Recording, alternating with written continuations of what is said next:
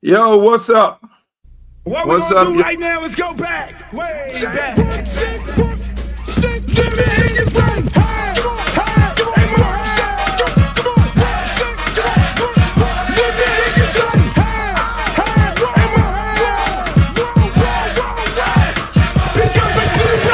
Fat girls like do the round. Fat girls, let me see you grind. Fat girls just doing their own thing right there with the fat thing. Fat girls just shaking them thighs. Fat girls don't make it count. Excuse me. Baby. What's up? I thought you was gonna start hanging out with the big girls again. What is all this trash? Fat girl, hit the ground. Hit it up and you know something. Fat girl just looking so sweet. Fat girl don't make it equal. Fat girl just shake it, don't speak. Big girl, let me see you do a thing. Let go, let me see you touch the ground. Shake it up, shake it up, back down. See you in the house. Work it out. Work it out. Work it out. Work it out. Work it out. Big girl. Big girl. Big girl. Big girl. Big girl. Big girl. Big girl. Big girl. Big girl. Big girl. Like you around. Fat girl keep going, don't quit. Fat girl just move the damn hip. Fat girl get down, don't stop. Fat girl wanna see the pop. Shake it up, fat girl, shake it fast. Fat girl nigga wanna see that. Fat girl bounce like a pro. Fat girl don't know what you know. Fat girl shake till you rip through what? On the web press, hard part two. Looks in the house, y'all know the game. Fat girl don't have no shame. Shake that back, back to the beat. Fat girl shake it, jiggle at me. St. Louis, back to the top. Like I like to do the ride. Work it up, work it up, work it up. Big girl, big girl, big girl, big girl, big girl, big girl, big girl, big girl, big girl, big girl, big girl, big girls like do the ride. Hey, hey, more hey. Let me hear you say, hey, hey, more hey. Big girls like do the ride. Shake, work, shake, work, shake, work, shake, work, shake, shake, work, shake, shake, work, shake, work, shake, work, shake. To the ground, to the ground, to the ground, to the ground. I'm sick of this. Now I want to show y'all a real show with the big girls. Oh, fat girl, part 3. Can't hang with 106 beat. Fat girl know the happen, don't quit. Fat girl run like you own it. Put your hands on your hips and grip it. Not new, Uncle Lke like it off now. Fat girl bring the crew to top the climb. If not, I'ma pull the business down. Fat girl bounce hot, stop tripping. If you do, get chicken and hot bitch. With a lot right, come to the night speed. I really shit, get the dead in the world cheese. But fat girl show the boy a shot. Let me see if the fat or not. Don't put fat girl, y'all like the down. Let you out, let me see y'all do the rap.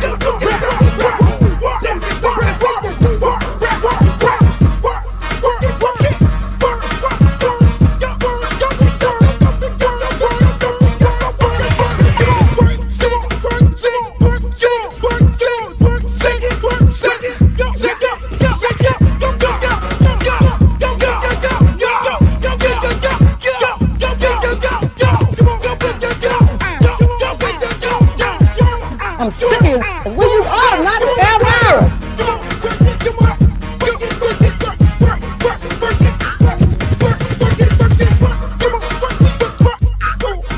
Oh, not the Britney Spears. Hey, how you doing?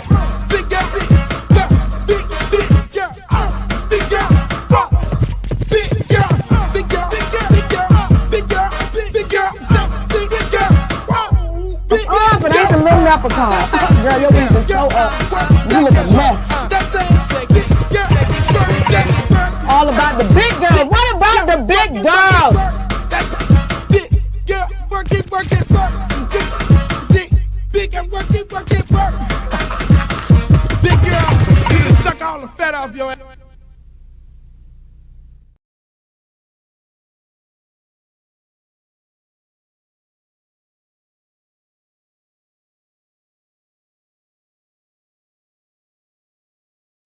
Bam. There I go. Hello. Hello. Oh, don't stop me. Move. Hello. I'm just drinking Fanta. I got no business drinking this. It's got Xbox on it. Call of Duty. How many of y'all look at Call of Duty? I didn't even brush my hair. It's a lot of things going on.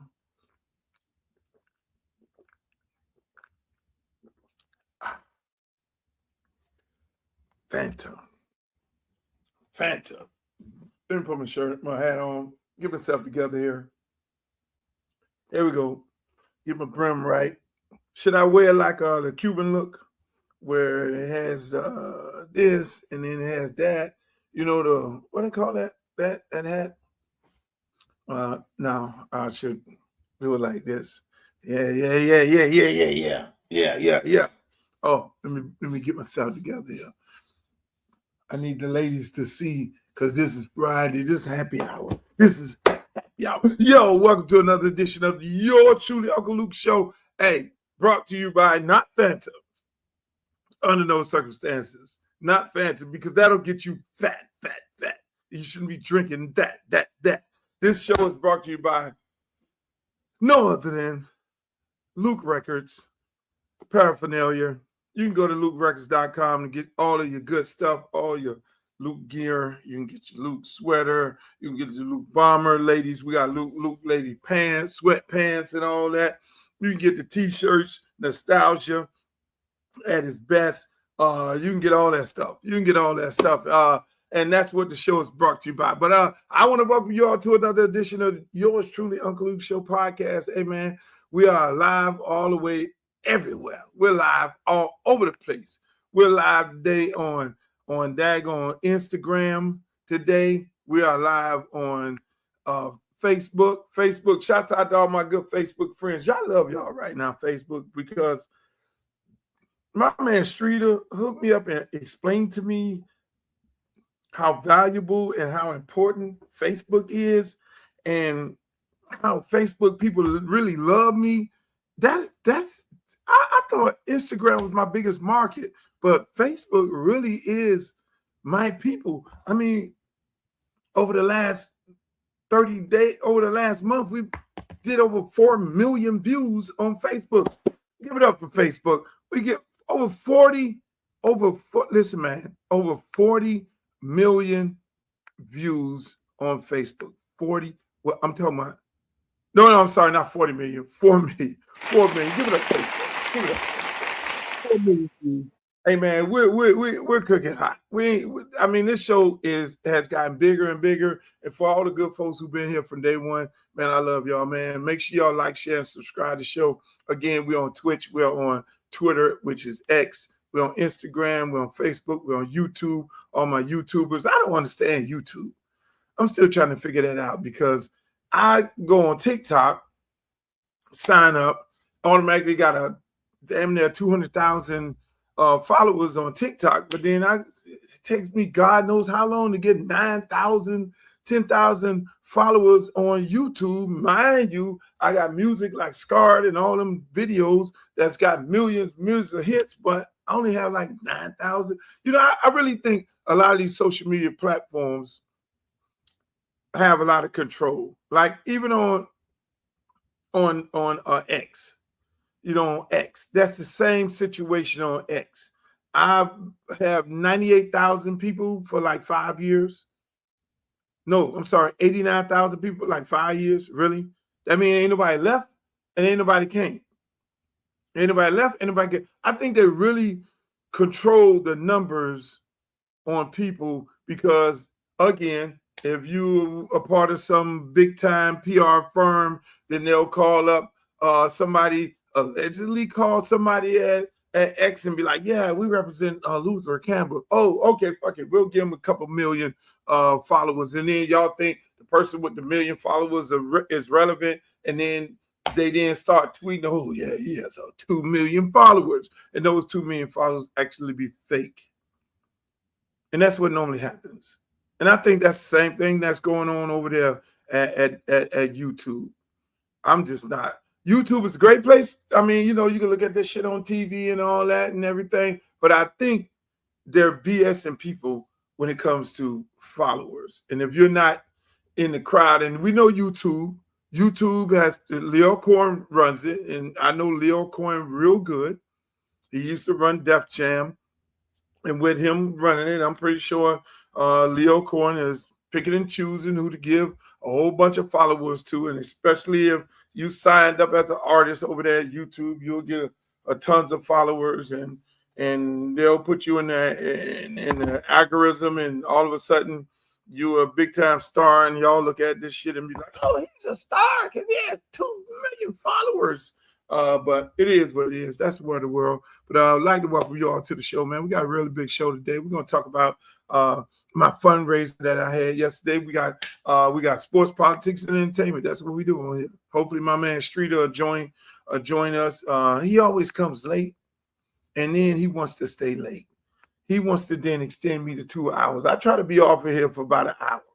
You know what I'm saying? I know most of y'all look at the show, and y'all look at the show from the standpoint of y'all looking at it like you're working out, you're walking, and you're hearing me talk my shit. Because I'm always giving you a different perspective as to what they give you on the news or what they give you on TV or what they give you in the newspaper, because that's what it is. I mean, I'm not a conspiracy theorist. I am a person who, you know, who's grown up on politics, who's grown up on sports, and who understands life.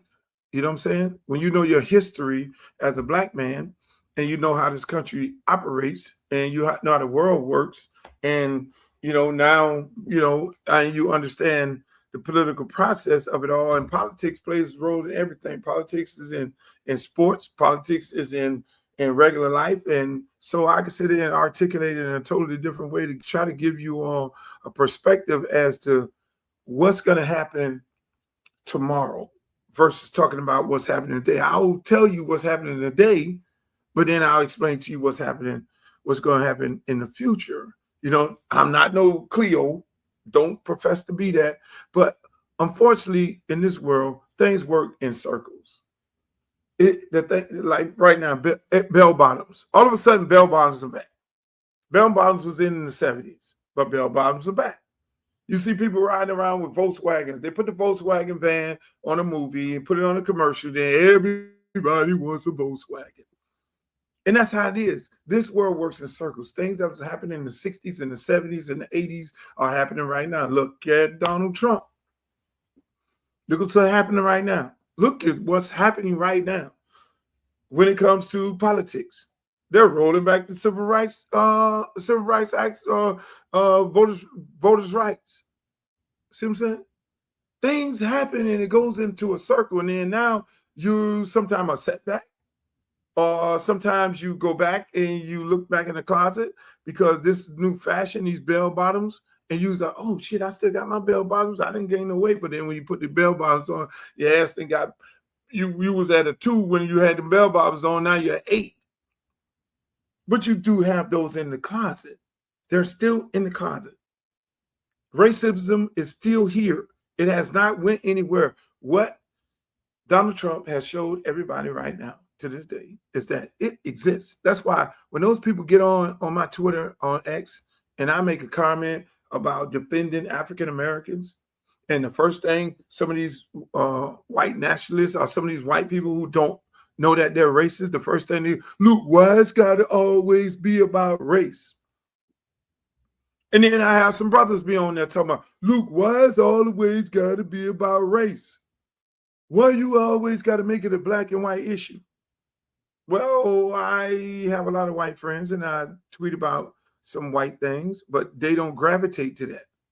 They'll take 1 or 2 tweets about something, me defending black people, because I know my history and I know where they're going with that. It is about black and white. We live in a racist country, a very racist. Some things have changed, but as you can see right now, when you look at the things Donald Trump has did from the first day he got in office, and how his administration has attacked African Americans from DEI. Let's think about it. Let's take DEI. Really, let's take DEI. What was DEI? DEI, diversity, equity, inclusion. Okay, we don't want black people to have the pilot. Oh, he got a job. They use DEI. Listen. They use DEI to make it a black thing, a black stain on black people. And yeah, they try to slide in women to make it, oh yeah, DI with women, white women. They try to slide in to put a little cream in the coffee, if you know what I mean. But DI was designed for you to look at every African American who achieved something in their life, whether they have tons of degrees, whether they are scholars in Harvard and Yale and Princeton and Howard and FAMU and all of these these top of the line, upper echelon universities, and still achieve these goals and became rocket scientists and being great doctors and lawyers and pilots and you name it. They wanted to sell to the world, which they did, that DEI, that discredit. DEI was to discredit any African American for his or her achievement.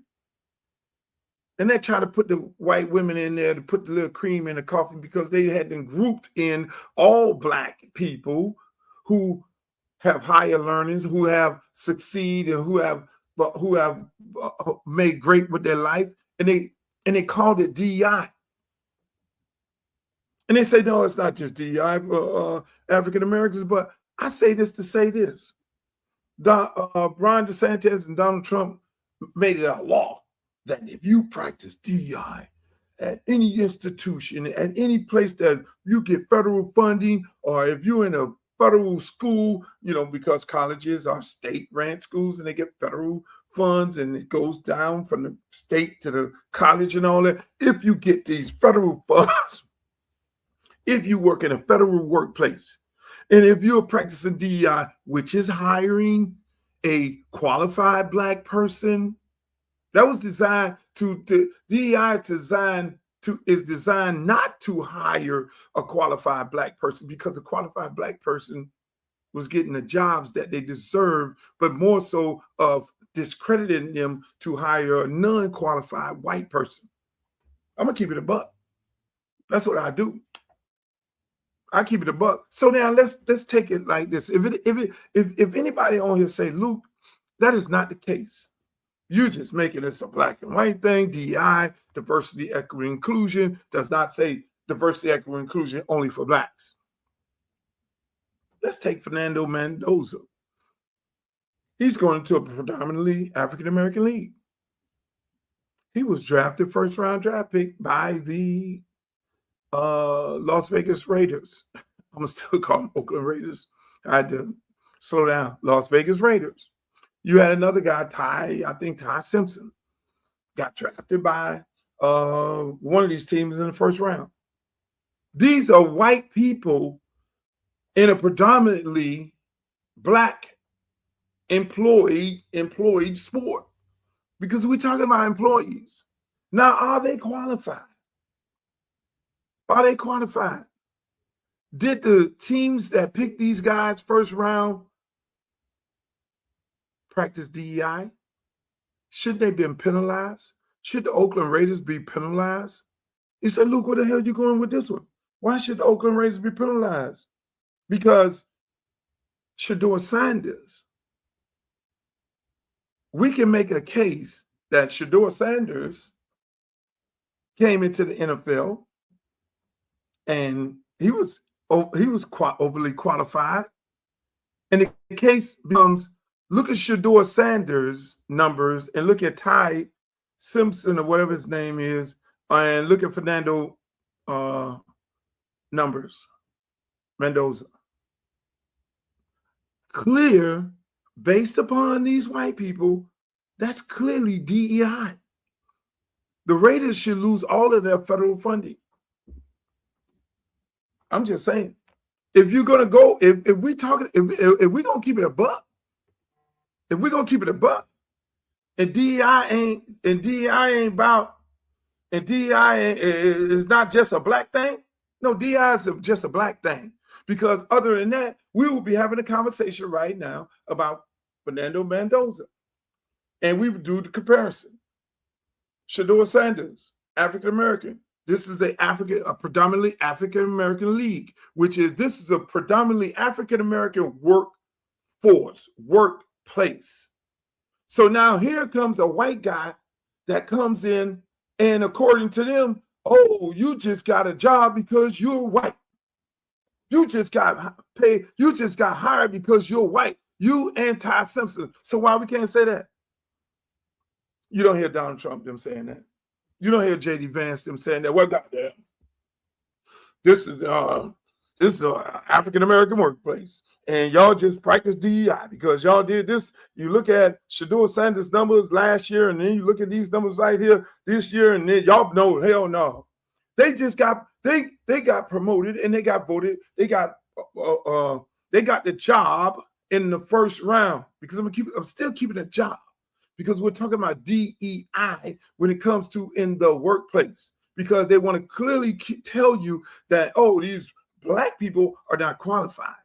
They're only getting a job because of DEI. They're only getting a pilot job because of DEI. They're only getting a job over here because of DEI. They ran around the country with Charlie Kirk. I wish they wouldn't have unalived him so I could have really went and had a little debate with him because I was like, oh, bring your hot ass to Miami. And I will be right up there in the front row and be like, okay, let's talk about this DEI shit. That's why I would love to have a conversation with J.D. Vance. Because them doors swing both ways. But what you don't hear when it comes to DEI, you don't hear the argument of white people going into a black workplace and they're only getting a job because they're white. And that's DEI. And they're not qualified. And that's DEI because the numbers don't lie. So again, people, we can sit here and play these old tricked up games. Do I want Ty Simpson to succeed? Do I want Fernando Mendoza to see? Hell yeah, I want him to succeed, even though when I looked at his draft party, they had him at the pool and they had the people in the house. And I ain't seen no black people. I was like, where the black people at? But unfortunately, when we looked at, here we go, Luke, again. When we looked at all the black guys getting drafted, well, 99.1% of them, they were getting drafted. You looked at them, they had all the black people in there, and they had the one little white guy sitting in there. He was the agent. He was the motherfucker who was getting all the money. And I tell all you black athletes, don't do that. Take a page out of their book. Do what they do. There's some real qualified black agents, African-American agents. Find you an African-American agent. Don't give them the money because they don't give a rat's ass about you. I don't know one agent that cares about a black player. Name me one. Their job is designed to keep you broke. Because the mama the real estate agent, the brother is the lawyer, the cousin is the shoe man, the sister works at the car dealership. Every aspect of the business, they are taking money. Yeah, they take 3%, but they're taking money from everything that you spend. A percentage here. Oh yeah, the financial advisor who has power of attorney of your money. It'd be a love. I sit there and look at the NFL draft, and I look at it from a totally different set of lens. How many of these dudes got black agents? Because if they got a white agent, the white agent is putting them with the white realtor, the white financial advisor, the white you name it, the white banker. They ain't putting nowhere.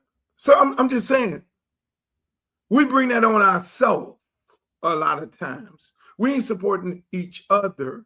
Like I could tell you, hey, look, my ex-wife is a hell of an agent.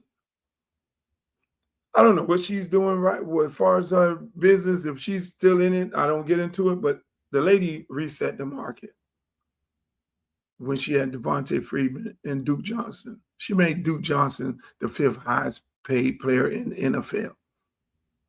The market for running backs had not been reset for 3 years until that lady reset it with Devontae Freeman representing him. Okay?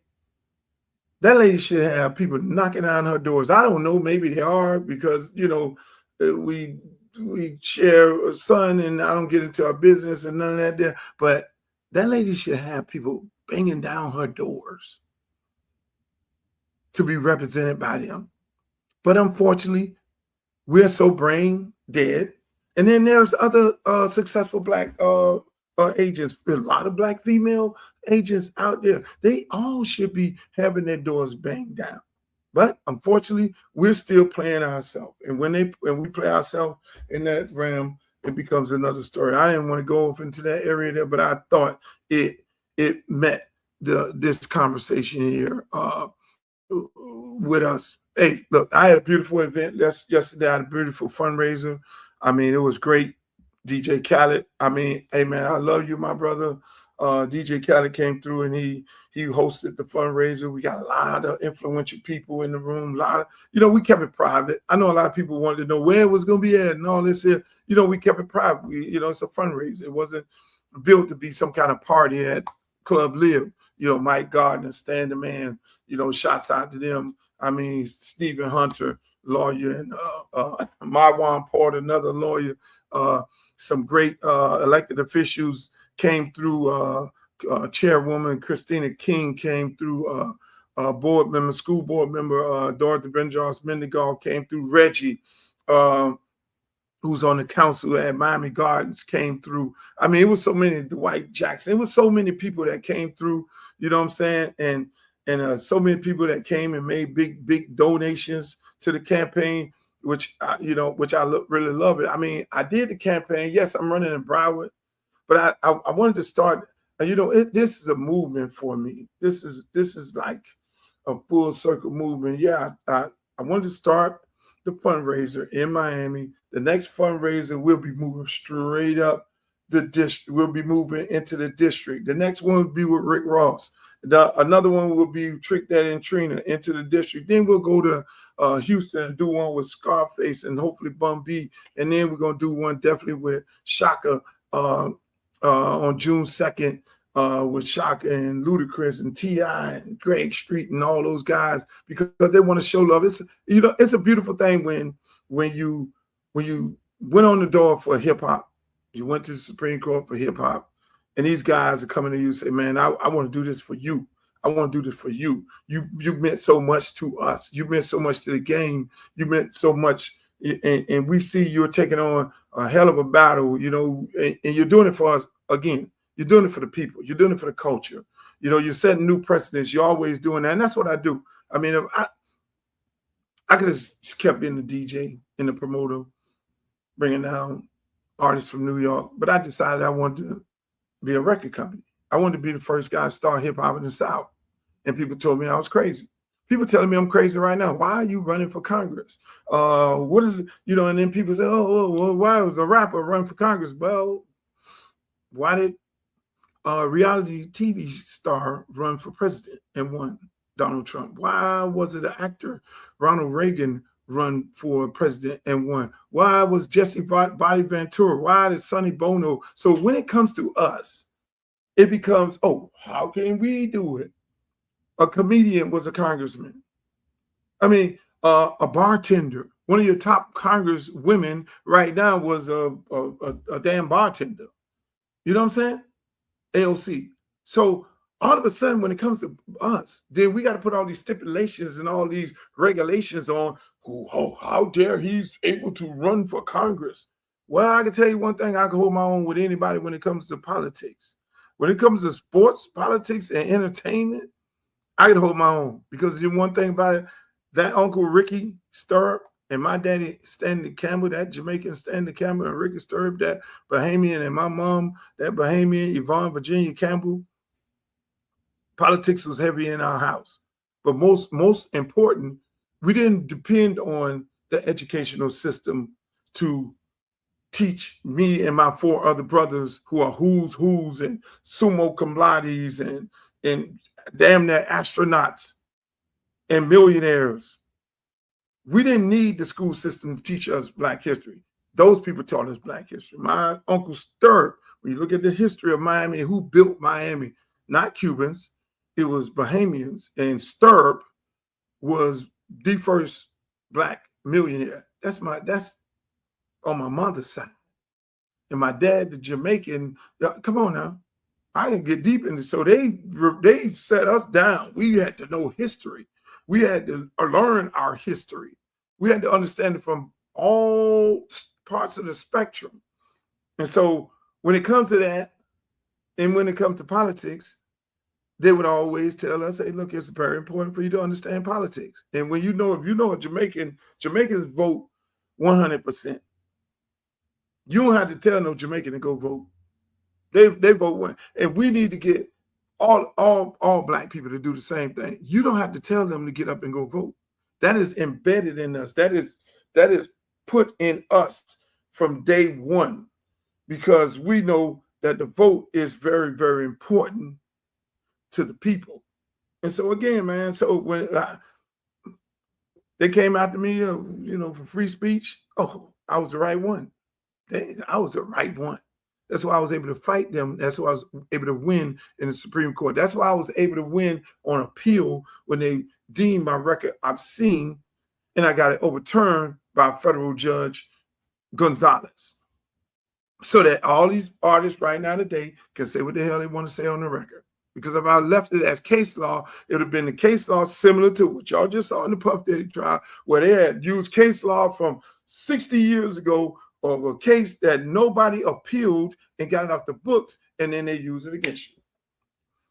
They'd have been you, Lotto, well, no, you ain't finna say, Sexy Red, no, she's not finna say that. Lil Wayne, no, you ain't finna say none of this stuff. The baby, Lil Baby, all y'all babies, no, y'all ain't finna say none of that shit, because there's case law that we've taken a record, nasty as it want to be, off the shelf, and a federal judge deemed it obscene, and Luther Campbell did not go back in and get it overturned on appeal. So therefore, you cannot use that case to them. Same thing with Drewski. Drewski does the whiteface. You know why they can't sue Drewski, and you know why Karen Kirk can't sue Drewski? It's because of me. All these comedians that you see on TV who's doing parodies, it's because of me, because my Supreme Court case was whether parody was protected by the First Amendment, because I did a record called Pretty Woman, and I poked fun. I did a parody of it, and I got sued by Roy Orbison Estate. And that is the case that I sent all the way to the Supreme Court. They thought they had an easy case because I was getting sued because of explicit lyrics. So they just feel like all these judges was going to go against me. But in all actuality, we won one, we lose one, we lose one, then it takes up by the higher court. Not this particular court, but the Supreme Court, when it was a balance and it was a fair and impartial Supreme Court, and we won. And that's why Saturday Night Live and all of them could do what they want to do on there. Comedians owe me just as much as artists. Let's keep it a buck. They might don't know that, because if I don't fight for that parody case all the way to the Supreme Court and just let it stay on the books, there would be no more parody. Y'all got a Michael Jackson movie out right now. And a lot of, I love Michael Jackson. I love Michael Jackson to death. But I'm going to tell you who filed a brief against me. Hopefully that be in the next movie. Michael Jackson filed a brief against me in my case in the Supreme Court. It was Dolly Parton and Michael Jackson. Now, I understand why Michael Jackson estate filed a brief against me to say parody should not be protected by the First Amendment, because it was so many people doing parodies of him on TV, doing sketches, and he got mad and he didn't like it, him and Dolly Parton, so they wanted to stop it. I would never have beef with Michael Jackson. I totally understood what he just felt like they was using his work and his name, his likeness, his image to profit off of it, but it's the First Amendment. Is the great laws of our country. So maybe in the next movie they'll have that where they have sitting in the room and Michael got mad and my case was going up to the Supreme Court, and the lawyers called Michael up and say, "Hey, Michael, Michael probably was sitting in the room. I'm tired of them fucking with me on TV. I'm tired of them jokers on TV, and I'm tired of this here. They got this case going up to the Supreme Court. Filed a brief against Uncle Lke, because maybe we can stop this if he loses in the Supreme Court." So big Michael Jackson files a brief against Luther Campbell and big time Dolly Parton, super A-list, and I beat them too, to protect the Constitution. So it's no joke. It's a full circle moment. I am the protector of the Constitution. What am I running for? Congress. Who's the protector of the Constitution? Me. What is Congress? Congress is the protection of is the Constitution. You know what I'm saying? This is a full circle moment right here. So let me just say this, man. Right here. Check this out. Out of work. Last week, the Trump administration proposed a $500 million taxpayer bailout that reportedly would have given the government up to a 90% stake in the company. Yesterday, President Trump said his administration had made its final proposal. Ultimately, no deal could be reached. So let me break this down to you, because when Spirit Airlines went out of business and it was the last flight, I came on, I did a tweet, I did a airline. I said black people should buy Spirit Airlines because we don't own shit. Because I say that all the time on this show. We don't own nothing. We don't own no football team. We don't own no airlines. We don't own no bus company. We don't own no Amazon. We don't own no UPS. We don't own a motherfucking thing. We just spending with these trillions of dollars. We just spending money with everybody. And why not purchase the economy airlines? Hell, all the strippers is flying on there. I know it's gonna be bad for business this weekend in Atlanta and Miami. So I said, let's buy the airline. It went viral. All kind of people started texting, tweeting, texting. Oh yeah, I had a guy call me today. Yeah, man, I got $500,000. Let's do that shit. And I could put up $1 million. And I say, yeah, brother, you know what? If you get 100 brothers with $1 million, and there's 100 brothers got $1 million, and they say, hey, Spirit Airline, we want to cut a deal with you all. We got $100 million. We're gonna buy this motherfucker. But let me tell you this here. Let me give you the business part of this. Now I'm going to blow your mind because nobody's talking about this. Nobody never talks about what we talk about right here on this show. Nobody never talks about this. Here's the business part of it. That's why it is a businessman, Luther Campbell, running for Congress to represent Congressional District 20. I ain't no fucking joke. I'm going to tell you, I'm going to keep it a buck. I will pat myself. I will go toe to toe with any businessman. I don't give a shit who you are, because I made more millionaires than law allowed. The business part of this. Here's the business part of this. Here's the Spirit Airline business part of this. As you notice, Spirit Airline did not go bankruptcy. They did not ask for Chapter 11 R7 protection from the federal bankruptcy court. When you go out of business and you're broke as a company, you go and either Chapter 7, which you liquidate everything and sell the planes off here and sell the planes off there and pay your creditors. They didn't do that. Or you go Chapter 11, something I did. I went Chapter 11. Chapter 11 is reorganizing. Here's the irony between, here's how bankruptcy works, which I had to learn myself. And you know who I learned it from? The Orange Man.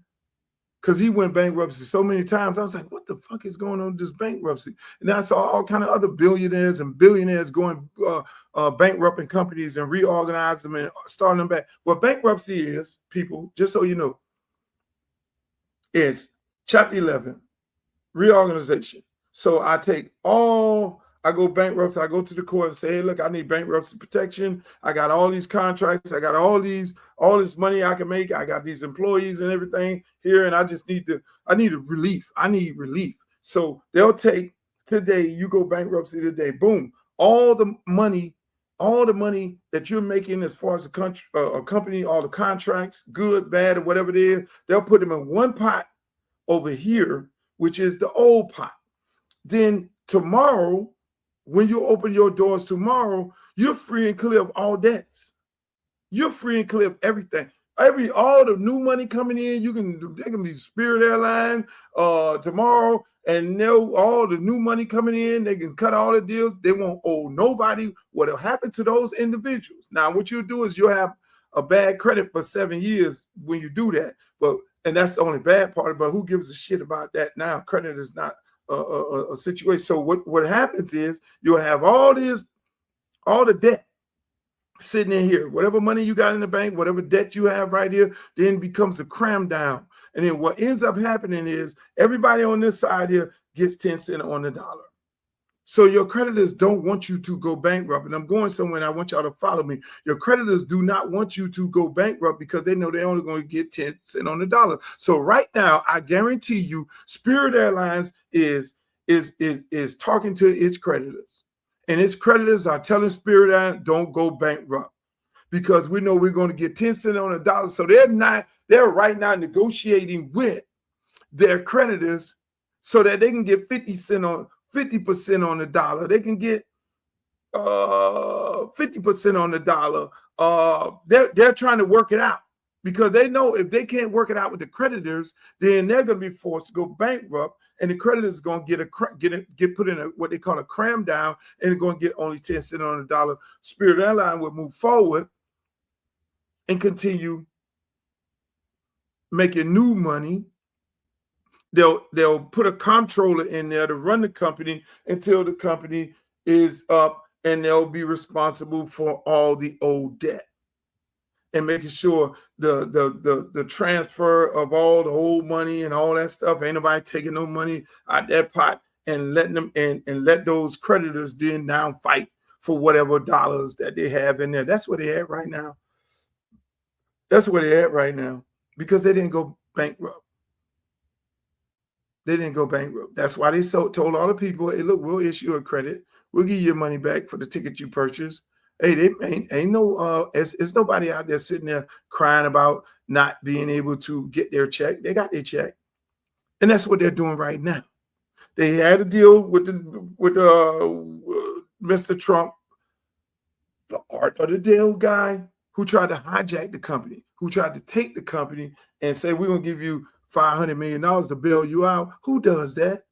They had to bail out the airline industry in COVID. Obama bailed out the auto industry. Did the government take over the auto industry? No, they bailed them out, gave them a big ass loan, and they say pay the loan back because the auto industry was hurting. And so being that we're in this crisis of this unjust war, and you have an economy airline who sells cheap tickets to people who pays the same amount of fuel of these other airlines who sell high-priced tickets, they deserve a bailout from the government, but not the government to do a hostile takeover. No, that is all wrong by this administration here. And so, again, on the business side of it, Spirit ain't went bankrupt. And until they go bankrupt, it becomes either 7 or 11. If it's 7, then they they liquidate the assets, the planes, they sell them over here, and then that goes into the pot of paying off the creditors. If they go 11, then they ask them for reorganization, and they ask the court. 9 times out of 10, the court grants you reorganization because you got new money coming in. You already got money and tickets and all that. That's why Spirit is telling all the people who purchase tickets, hey, get your money, ask for your money back. Because they're going to start free and clear if they decide to go 11. And that's how this business works, people. So don't do too much crime for Spirit right now. That's why I say to all the brothers out there, let's go put a proposal in for Spirit. We can go put a proposal in for Spirit, or other brothers, since I'm running for Congress, I probably can't do that. The brothers go and put the money there, pool the money. The brothers and sisters pool their money together and go to Spirit and say, Spirit, we want to buy this company. We'll negotiate with the current creditors because you say you're $500 million in debt.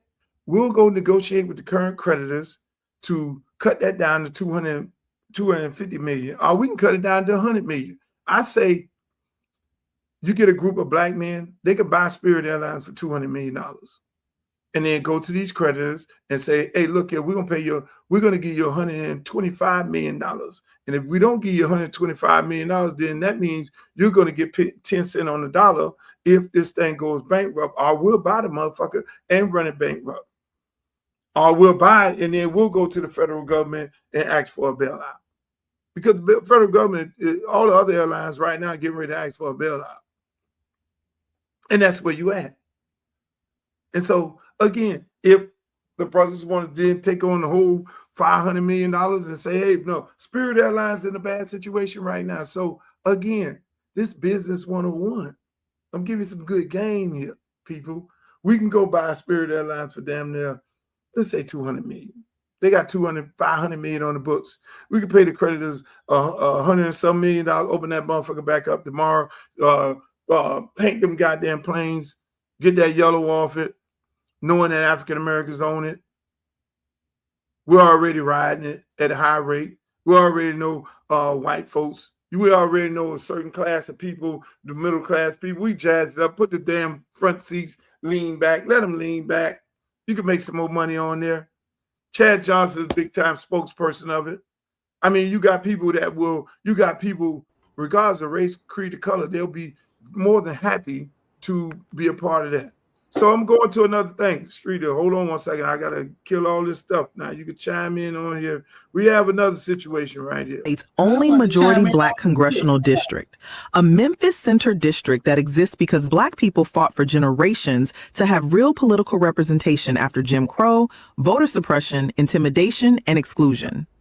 The new map splits Memphis and Shelby County into multiple Republican-leaning districts, weakening Black voting power and eliminating the one district in Tennessee where Black voters still had concentrated congressional influence. The NAACP is suing, arguing the map illegally diminishes Black voting power. Republicans are defending it as legal redistricting. Let's call it exactly what it looks like: racial gerrymandering in broad daylight. Representative Justin Pearson, a Black lawmaker from Memphis, was reportedly blocked from entering a committee meeting about redrawing the very district tied to the community he represents. A Black elected official, blocked at the door. While lawmakers moved forward on a map that would break apart Black political power in Memphis. That image says everything, because this is not just about lines on a map. It is about who gets represented, who gets erased, and who is allowed in the room while power is being taken. A white officer with a badge blocking a Black representative from entering a meeting about the only majority Black congressional district left in Tennessee is the kind of image people will remember. This district is not random. It is connected to the long fight after Jim Crow, after poll taxes, after literacy tests, after Black voters were systematically kept from power. And now, in 2026, the tools look different, but the result feels familiar. You see, welcome to the show, my man Streeter. I'm cleaning up all this politics. You know, I know you don't like to talk too much politics, but that's what's going on here, people. You got all these red states, including Florida, Texas, Alabama, Mississippi, Louisiana. I mean, all these southern, it's almost, we're almost going back to the Civil War times. We're almost going, because, you know, everybody on the West Coast are more liberal. West Coast, they were not as enslaved. You had the South,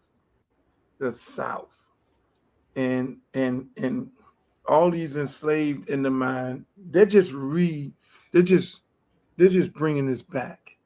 They said for too long, African Americans have been determining who are our elected officials.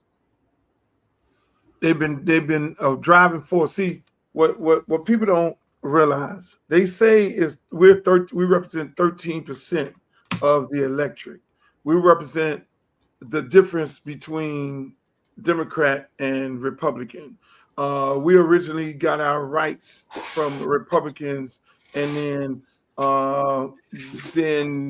the Democrats start voting more, leaning toward Black issues, and the white nationalists moved over to the Republican Party, and the Blacks then moved over into the Democratic Party. And so you had this whole thing of okay, now the Voters' Right Act took place in 1965. I'm 5 fucking years old. That wasn't long ago. They signed this Civil Rights Voters Act bill, overturned in 2026. All these red Confederate states are rolling it back. It's not by choice, it's by design. Their thing is, for too long, Black people have been determining who are our elected officials. Black people have been the driving force as to whether or not we're elected. And Donald Trump had to go and do a whole smear campaign using Black people to smear Kamala Harris to not voting, because a no vote was a vote for him. And to then try and get, when he did the numbers, he said, I just need a little bit of Black people. I need 8% of Black people or 10% to just come on over here, which he got. Then I could then win because it's so close. But the driving force is Black people. So now once I get in office, I use these Black people to don't go vote, and I use these Black people who do vote for me, and I let them cake as if they did something. They put a red tie on and run around like a fucking bozo clown. Then at that point, I can then roll back everything, so I won't be put in a position whether we as white nationalists have to depend on Black votes. So what do? Gerrymander the entire map. I gerrymander the map where I could take their representation away from them, like what you see in Memphis. So you don't hear people talking about it from this perspective on TV, because the TV networks are controlled by Donald Trump now. All of them. CBS was taken over by one of his homeboys. ABC is almost there. It's just Disney. That'll probably be the last frontier. He's purchased CNN. He's purchased MSNBC. So the messaging that you get, you won't get the messaging. You won't get the message of what it really is, because this is what it really is. We're tired of Black folks being the determining factor as to what white people are elected from the Democratic side, and what white people were elected from the Republican side. So if I gerrymander the map and take them out of that power, then what? Then it becomes a divide and conquer. So then now you got a mad rush in the Democratic Party, where what they did in the state of Florida, they gerrymandered the map. They put Jared Moskowitz and Debbie Wasserman Schultz in a district together. They took Belgrade and Pahokee out and put them over there with a mega person. And then what did they do then? They then took and left Frederica Wilson, left Congressional District 20, which is I'm running in Broward County. They left those two sitting right there. There's no way in the world they could have gerrymandered that. They couldn't cut it. They couldn't even cut it any kind of way to gerrymander that. They just took River Beach and Belgrade, Pahokee, and left them out there with no representation. So what you have right now is this. The same thing they did everywhere around the country. Some got more drastic. They did some fucked up stuff in Mississippi and Tennessee, as you can see. They did it all over the country because they're tired of Black people being in control of the vote. So you take the Black history away from them, so you don't know Black history. We put you in a situation where we say DEI. Then we're trying to take your jobs and disenfranchise you from that standpoint, casting a shame on you because of your credibility and your expertise, and we ain't got to give you I had that conversation earlier. I want to go back into it, but again, that's what we had as a country, people. That's what we had. And so I say this to say this: this election this year is serious. You don't get your ass out there and vote, you're gonna find yourself in a bad situation. What just happened in the Supreme Court today? In this video. No. Could you try again? No, I'm not going here to the Supreme Court because I got Streeter on here. But what I'm going to do, ladies and gentlemen, again, this is sports, politics, and entertainment. What I'm going to do here is, I got to play this early on before we get too deep into sports, because yesterday was a moving moment for me. I did a fundraiser with DJ Khaled hosting. I said I was going to talk about this, and it was great. It was great, and I want to thank Khaled for coming out. I want to thank Mike Gardner. I want to thank Brother Foucault. I want to thank E-Class. I want to thank all the guys who came out and supported the event. You know, it was historic. And let me just let y'all hear some of the words Khaled had to say about Luke bet on me. So, you know what I mean? When Luke called and I see him doing this, and it doesn't even have to be this situation. It could be tomorrow, he wants to build that building tomorrow, I'm gonna show up. And that's what real friends do. And his actions is always spoke louder than his words. It's just living proof. You can look it up, you can Google it, you can see what the people over there in Liberty City say, Uncle Lke, Carroll City. But not only does he love Miami, he loves Broward County, Dade County, the state of Florida, the entire Florida. But what I love about Luke is he loves the people. And if you see everything that everybody said today about how much he's done in the community, especially from the Queen right here, we're talking about the kids, the education, because that's where it starts. After they grow, they become a Luke. They become the owner of this restaurant. Shout out to Don Pooh. This is how we build, and this is how we learn to support each other. And there's one thing, and we can say it, but we got to show up, because he's been showing up. It's just proof. Another thing that, you know, we have to give not only flowers, but he gives people.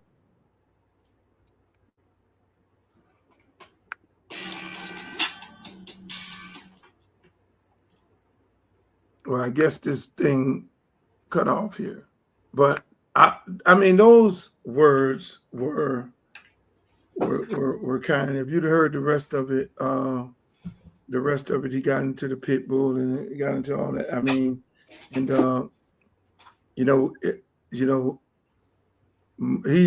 my thing has always been about helping people, especially kids, helping young people achieve the goals and help people achieve whatever goals that they've been trying to achieve. So when I see all those guys in the room, it'd be like a surreal moment, because I'd be like, I remember you, Khaled, when you was DJing at Madhouse, and I say, man, come on this radio show. I'm starting this Luke show, and then now his career takes off. And I'm looking at my good friend Stan the Man, and knowing him, and he has Sexy Red and all these other artists. Got like 5 artists performing on Rolling Loud show, and then I look at E-Class, and I remember him, you know, with a street team and doing his thing. Now he owns all the restaurants, all the finger lickers and all that in town, and he has Flow Rider and all them. And I'm looking at all these people, and look at Stephen Hunter when he first came down here, a young guy lawyer, you know, married to a sister from Northwestern, got 2 kids. And I mean, you know, you're looking around the room and you're seeing all these people. You're seeing all these people that you remember when they was young, and not knowing where they were going, you know, and not knowing, you know, we don't know that, you know, a young Khaled running around, you know, just almost like Hustle Man in the movie, is going to be that, be him. You don't know that Mike Gardner, a kid who played basketball at the University of Miami. He was a basketball player under Leonard Hamilton at the University of Miami, point guard. Leonard Hamilton, his cousin, was my assistant. Mike then leaves University of Miami, get kicked off the team some kind of way, and he's sleeping in the barbershop at his cousin Musaddiq barbershop. He's the biggest promoter in town right now. Does all Chris Brown after parties. This guy does live on Sunday. You know, so you see these people in the room, and you see where they came from. And board member, she was a state rep, and Christina King before she started running, and Reggie, councilman for Miami Gardens, who, you know, is going to be running for mayor because he's terming out. And you see Reggie used to be an intern, ride the Luke van around. You know, and he's a big-time politician, a big-time councilman that does the big old party, the karaoke in the gardens and all that. He's the guy that thought of all these things. So you see them things, you see this room of people, and it's like, okay, what's next? Who's next? The next generation. We got to build up the next generation. So when I go and take this plunge of trying to represent Congressional District 20, I look at all these young people the same way I looked at them. That if given the opportunity, you will be able to achieve whatever you want to achieve. And that's what I wanted to share there, Streeter, from that standpoint. Now we can talk about. Khaled, no Khaled. You know Khaled, no Khaled. This ain't a situation where you pay him to come say some good work. You know him. Oh yeah, it's like my nephew Khaled and Pitbull and JT Money and Trick Daddy and all them. They're my nephew. Khaled is a marketing mongrel. He's distribution at A+ distribution of anything. What's the beginning story of Khaled? Like, why does he respect you so much? Man, because Khaled know one thing about Khaled and anybody that know me, they know I'm real. They know I don't. They know I'm not with the bullshit. If I was with the bullshit, Streeter, I would have millions and millions and millions of dollars. I'd be sitting right up there in the press box with Jay-Z or somebody, or in the press box above him. You follow what I'm saying? Wait. I sold my soul. They know. You just lost a lot of people. If you was with the bullshit, you would have millions of dollars. If you was with the bullshit, you would have millions of dollars. Okay, they know me for being real. Mm-hmm. I got enough money, but they know me for being real. I don't sell out. I'm not a sellout person. A lot of guys sell their soul for the dollar, and then when they get pushed out of the room, they have sold their soul. I would never do that. I'm happy within my skin. So when they look at me, all these guys, they look at me from a different perspective. They look at me like, okay, this motherfucker, he gonna speak for his people. He's grounded with people in the community. I don't need to be at Sexy Fish, and I don't need to be at Carbones, and I don't need to be at all these wild ass places where everybody get. I don't need to be. I had yachts, I had jets before anybody had those things. That don't do nothing for me. But when I had them, I used them as tools to make more money. You know what I'm saying? So they don't look at they look at me like, yo, when you see Luke, you know Luke is for the people. You know, and that's why they respect me so much. And when they see me, they know that I was there at the beginning and I gave them a shot. That's why when you look at that piece, he said, Luke bet on me. I know where he came. I know where Cali came from. I know where Trick Daddy came from. Trick Daddy lived with me straight out of prison. I took him in my house because his daddy Pop told me. So I know these guys. Big Teach, who was at the event. Teach came down from New York. He had just got out of a situation in New York, moved here, started working with one guy. He ended up working with us. This man owned all the House of Mac restaurants. Jeff Sanchez working for the NBA Entertainment. These guys know when you work Pitbull on the streets hustling hard. So these are guys who I put my arm around and say, you got a gift, bro. And that's why they respect me. And they know I'm never going to disrespect myself for the dollar. They know I'm really about these people. And so when I call them and for anything, they know I'm calling them about some real shit. I ain't calling them about no. If I call on them, they coming. This man, let me say this, Khaled don't even deal with politics. Period. He don't have nothing to do with it. He don't want nothing to do with it. He ain't got he's there to support me. You know what I'm saying? And that's how all of them are. You know, we never talk politics.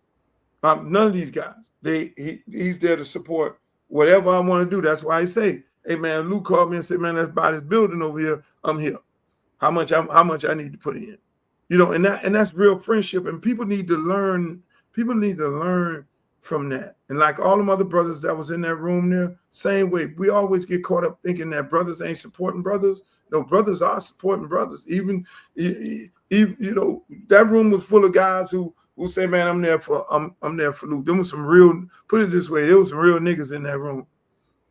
Now the ones who probably weren't in there, you know, that's fine. You know, maybe they had something else to do, but we'll have other events for them to show up. But we just only deal with real people. That's why it was real private. And we're gonna have another one on the 21st with Rick Ross And that's going to be another private one. We're going to have another one on June 2nd for the guys in Atlanta because they want to show love too. You know, you hear their conversations like, no, we got to do this. You paid the way for all of us. You know, their conversation is totally different. Same thing with Scarface and Bum B and all them out in Houston. These dudes believe in what we're trying to do. And look, man, and it's time to get off the goddamn social media and get in the game. I mean, look, you got a lot of guys, a lot of celebrities. They own this thing here, including me, and they talking politics, and it all sounds good. It goes viral. But how about at some point you got to get your ass off of here, and you got to get in the game. Get in the field. And them people in Belgrade, Pokey, they called me today. They upset because they really wanted me to represent them. They wanted that for more reasons than one, and we got to try to, you know. So I mean, look, man, this shit is real. It's real, Streeter. So now you represent who? It affected you how? They took away Belgrade, Pahokee. They took away South Bay. They took away Riviera Beach. They took those cities away, and so that's sad because these are African American cities. Now would be represented by somebody that don't look like them, don't care nothing about them, and the resources that they desperately need won't get to them at all. It's going to be bad for them, and hopefully, whatever lawsuits they have filed, they can get some of this shit overturned, if not all of it. But they're going to be in a bad situation. So I got one for you, Streeter Hill. You at your main man. Show up here.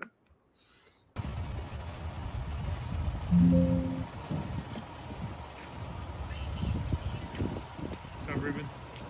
How you doing? Welcome to the coop. I saw you post that. What was your initial thoughts when you posted that? Rueben Bain walking into the Tampa Bay Buccaneers facility to sign a $23.7 million deal with a Warren Sapp jersey on. It's almost as if Tampa has made him the face of this draft, this draft experience, rookies coming in. And he's stepping up. But every time I see it, it's frustrating about the Dolphins. Every time I see it, it's frustrating about how could the Dolphins fumble this marketing chance and let a team that's 3 hours away take full advantage of a kid. It almost makes you think, Luke, that there's another agenda. They get in a room and it's almost like, he's from Miami. No, let him go to Tampa, grab more. His fan base is in Miami. Let Tampa. It doesn't even make sense, Luke. Like, it doesn't make sense that they would give up that opportunity of that marketing. Warren, he walks in with a Warren Sapp jersey, who played for University of Miami, who played for Tampa Bay, Hall of Famer. Could you imagine what he would have did if he stayed here in Miami? Like, it was too easy. It was too easy, and they just did what they usually do. Last 16 picks, the University of Miami put into the draft. Dolphins haven't drafted one of them. That's sad. So every time I see it, it's like, man, he could have been home at the crib with his brown sub suit on, going to his hometown, coached by Jason Taylor, who's a Hall of Famer for the Miami Dolphins. And it's like they just standing at bat, Luke, and they just swinging and they just swinging and whiffing. Strike. Come on, man, give me three more. Give me three more balls, man. Give me three more. Strike. And they just whiffing, bro. Like it's then they could have doubled down and got, if they really wanted to try, they could have got measured on both of them. And, but we don't need no defensive ends, bro. We're about to lose, bro. Give us something to cheer about. Give us something to cheer about. I don't know, bro. It just made too much sense, man. And the Dolphins did what they usually do. I could see the Dolphins passing on Jeremiah too. just go ahead and keep just jacking it up. just go. Kid played football 500 yards away from the stadium his whole entire life, and I could just see him just jacking that up, letting him go on off the goddamn Jacksonville. I can see it, bro. Let me put a different spin on it. Let me put a different spin on it. Right? Here's a different spin on it. You take Rueben Bain, right? A pillar of the community, mom and dad, ain't no trouble kid, dad, hardworking guy, on the t-shirt company, on the sells the fireworks for the firework holidays, 4th of July, all the holidays. Gives out for the community, brothers, uncles, the donut truck, the Bains. Just a beautiful family, right? Who's always been involved in sports, not one of those thugged out families. As much as Ross is putting into community outreach, Rueben Bain would have been not just the best player, and then the argument of, we don't need defense ends. Yes, you do. You just got rid of 2 of them. You traded one to Philadelphia, and then you traded your other DN when you start dumping all these players. So you don't have any DNs. Okay, so that's bullshit. But just the mere fact that this man is staying home right now and playing in this stadium, and these fans are embracing it in a losing season. This is going to be losing. This is going to be tank USA. But the fan base will be looking at a bright future, no different than Mario Cristobal. Rueben Bain would have been doing the same thing for the Miami Dolphins that he did for Mario Cristobal when he got him from Miami Central, when every other college in the United States of America offered him double the amount of money. And ask me, do I know this? I do know this. And he made the commitment to stay in Miami because he wanted to play for his hometown team. He wanted to be a difference. And you know better than I know, he's always said that I want to bring the U back. And he did that. Rueben Bain, by what he did in the locker room, by the standards that he set as a person, as an individual. And so here you in a rebuilding year, Miami Dolphins, and you don't draft him, that the ambassador of the community. This guy, this quarterback that they got from the Green Bay Packers, he just here. When you negotiate contracts, you know everything's on 4-6 years. When you talk about quarterback, you lock into a quarterback for 8 years. Having a 2-year contract with a quarterback, this tank. He's going to play the 1 year. 9 times out of 10, when you have 2 years, when you have 2 years left on your contract, you go back in and renegotiate. They got a backup quarterback. Test driving a car to see if he can be either another backup or have the opportunity to be the guy in a tank year. They get rid of the tank.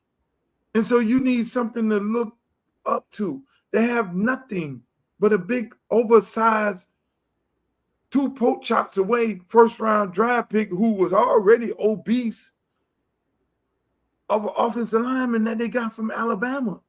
I mean, the Alabama players don't pan out. Well, Jaden Waddle did do good, but everybody else is not good. And so not forget about the other ones, but this guy is a project.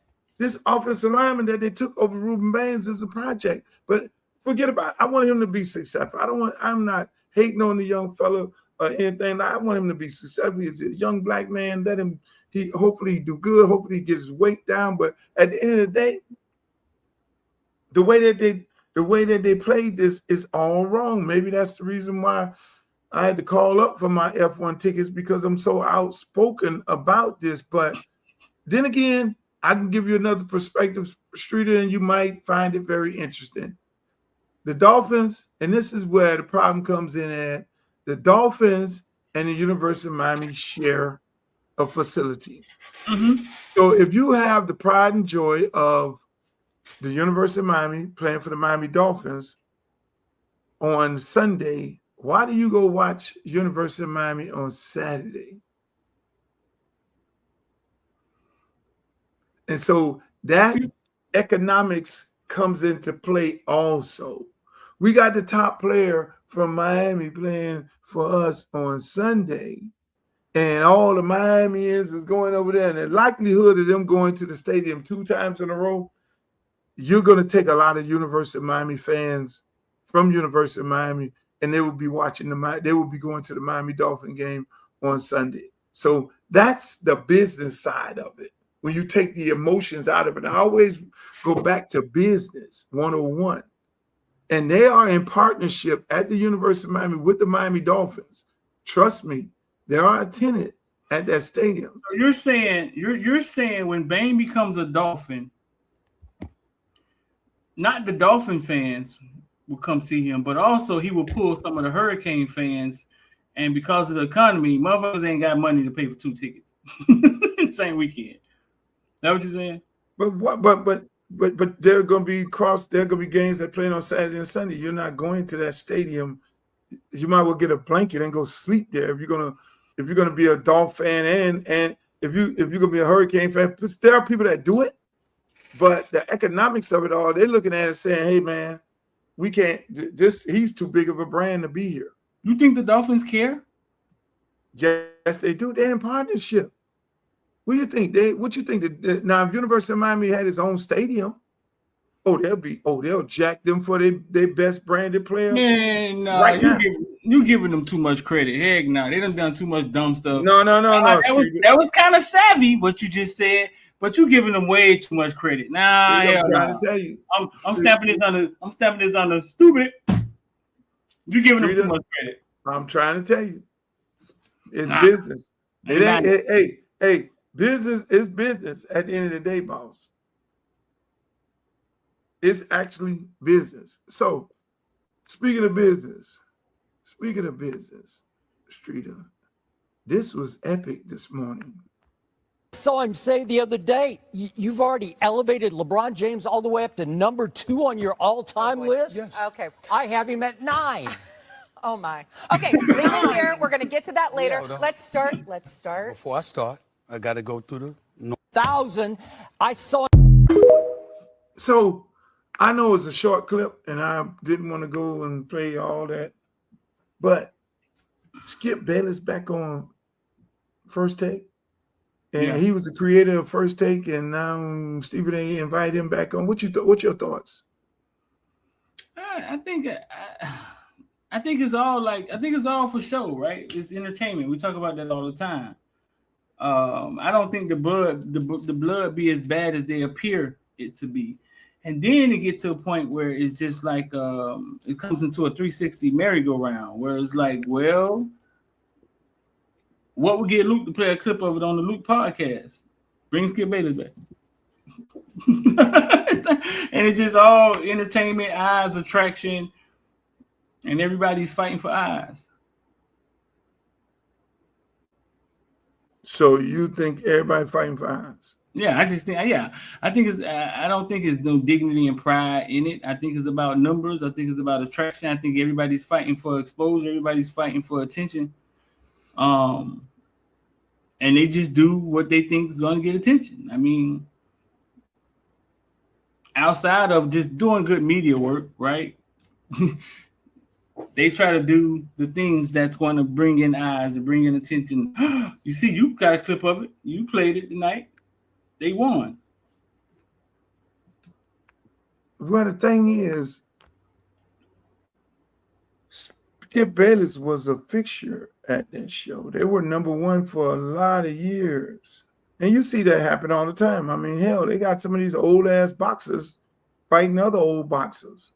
You know, they're bringing those fights back. You see, some of these old basketball players don't want to leave the game, and they still out there. And you want to see Mike right now. If they can get Michael Jordan lathered up to go play a pickup game, 1-on-1 versus LeBron James, you'll look at it because you will know that Michael Jordan is better than LeBron James after that. So you'll look at that, and that's just how it works, Streeter. Like you say, people want to see it. People want to see that debate. They should have built it up a little better than that. Speaking of old dudes, so at the spring game, I walked by De La, Malachi Tony's dad, right? Oh, and I never told him this. You know, they had the infamous race with De La versus Devin Hester, and the legend of De La beat Devin Hester and Trick Daddy and Chad was all at Liberty City Park. When I interviewed De La, we talked about it. Later, Devin Hester DM'd me and was like, "Hey man, you know I just came from practice, right?" And I was like, "All right, man, let our hood legend have that. You know what I'm saying? You Hall of Fame, like let them have that." So that was years ago. At spring game, I told De La, Luke, I said, "Hey, De La, you know Devin Hester. Devin Hester told me that when you beat him in that race, he had just came from practice." Luke, you know what he said? Straight face. What he saying? He'll beat me? Set it up. And you know what I'm saying to myself, when people pay to see that race again, like you like what he said. You know how De La is, it's straight face. So what he saying? He'll beat me? Set it up. And you pay to see De La and Devin Hester race again? That's deuce. Will you pay for it? Yeah, I think it's such a legend. I think it's such a I pay for it. Yeah, I pay for it. I will pay for it. I will pay. I will go and buy me a ticket on the front row, the most expensive ticket that they would have, and I'll definitely go see it. I would definitely go see it. See them Dolphins getting mad with you. You see what he just put on there? Yeah, I see that. But he went back to the whole history of the Dolphins, bro. I said the last 16 picks the University of Miami put into the league, the Dolphins didn't take one of them. This man just went back 30 years. Hold on, but how could they take Cam Ward? Who? They couldn't take Cam Ward. So that's 1 year gone. They could have took Rueben Bain. And for the last 16 years, Miami ain't had nobody won it. They could have put Rueben Bain, Mesidor. They could have put Keontae Scott. Tampa Bay was smart enough to get both. No. You talking about this year? You said 16 years. No. 16 years players. that the Dolphins 16, did. The Dolphins. Now I'm getting ready to defend the Dolphins with this brother here. Do what you got to do. 16 players. The last 16 players that Miami put into the league. Now one of them came with Dolphins. This year. Huh? You got to remember they did take Phillips. The man put it on here. The man put it on history. You can't be trashing the Dolphins like that. What year was that? He took Phillips. That was Manny Diaz. We're talking about 6 years ago. So you narrowing this down to Mario players? No. The last 16 picks. The last 16 guys. Okay, who was the last 16? Miami put into the last 16 guys that Miami put in the NFL. Dolphins didn't take none of them. How many of those 16 were first round draft picks? They haven't had any first rounders. First rounders just started happening now. Okay, so why they want to? They just came back. Of those 16 players that they did not take, how many of them are panning out in the league? Oh, now the Hurricanes have put together in the league now. They only one that I know that's doing something, and that's Cam Kitchen. That they didn't take. Only one I know doing something is Cam Kitchen. Ooh, that's a good one. So you talk that cash, James Williams, right? But now you got to back it up. You think I was just gonna sit in and let you just James do Williams on the roster? James Williams on the roster? Leonard Taylor on the roster, ain't he? Leonard Taylor, James Williams. Kiko is the starting linebacker for the Jets. Now, the man, don't get me revved up. Don't get me goddamn going here now. Don't let me call Joe Rose on your mobile ass. Don't get me going. Kiko is the starting linebacker for the Jets. Well, Mike Jackson didn't get drafted, but Mike Jackson been in the league for a long time. Mike Jackson? Who's Mike Jackson? Mike Jackson, the cornerback, man. But I don't think he got drafted. I'm not sure if he got drafted. Hold on. We had the University of Miami had a guy named Mike Jackson. Michael Jackson. He was a kid from JUCO. He played quarterback for Miami. DJ Dallas still in the league.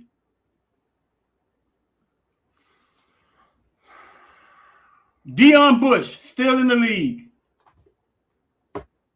Not Calais Campbell. What his name is? The defensive end for Buffalo, still in the league. And he was a first rounder. Could the Dolphins have drafted him? Could they have drafted him?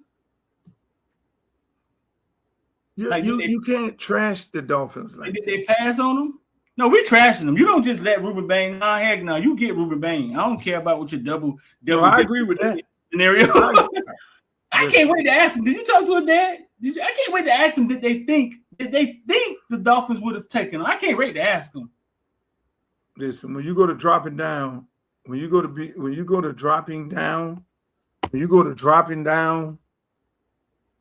the charts, and then he's sitting there at the Miami Dolphins, and you sitting there as a family. Oh shit, we finna stay to the crib. Oh my God! And then when the Dolphin pass on you, be like, oh shit, something ain't right. Something going there. It becomes real bad. You've been there before, right? Yeah. Do you know?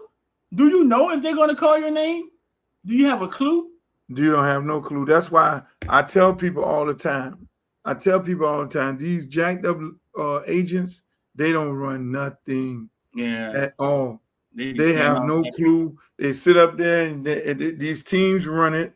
And the only thing you can do is get on the phone and wait for the phone call. On that day, it's the most dragging day of all days. I would go and support the X, and that would be like the worst day of my year because I did not want to, but I had to be there to support and just sit up there with these guys and their family and sit there and the draft pass them by and another team, they see a guy who they know they better than pass them, and then they looking around and everybody thinking it's the agent, and even with the guys, when you be with a player that is getting drafted, you think, it's not the agent. The agent has no control over who drafts what. It's the team, it's them scouts, is what you did, is how you tested, is how you went and you met with them people, and it's based on some dummy in the front office at one of these 27 teams, because 27 teams got dummies running them, because it's only really about four to six teams that's consistently winning and has a winning formula. Everybody else in the NFL think they know what the fuck they're doing, but they do not have a clue, and that's why they've been losing and haven't won a damn playoff game in 25 and 30 years, and they've been nowhere near a playoff game. You know what I'm saying? So I say that wholeheartedly. There's about 27 teams worth of dummies and dummy ownership and hiring dummy GMs and dummy all that. They ain't never gonna be nowhere near the money. And unfortunately, it is what it is, but people buy into anything. That's what it is. I'm just saying. Just getting it wrong. But you can't be doing that to the Dolphins. It's not a good thing. Dolphins ain't. No, that's not good to talk about the Dolphins in that way. But let me ask you something. No. Let me ask you something. I was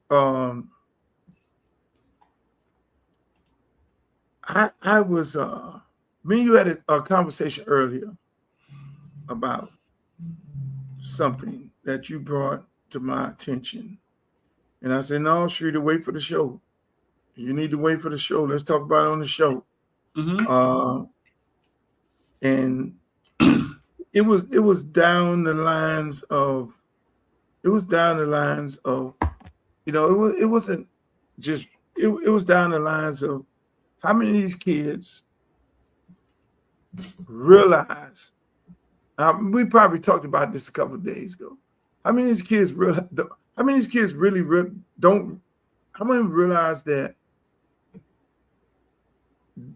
in 2027 there's a possibility that they won't be making the money that they think they're getting ready to make?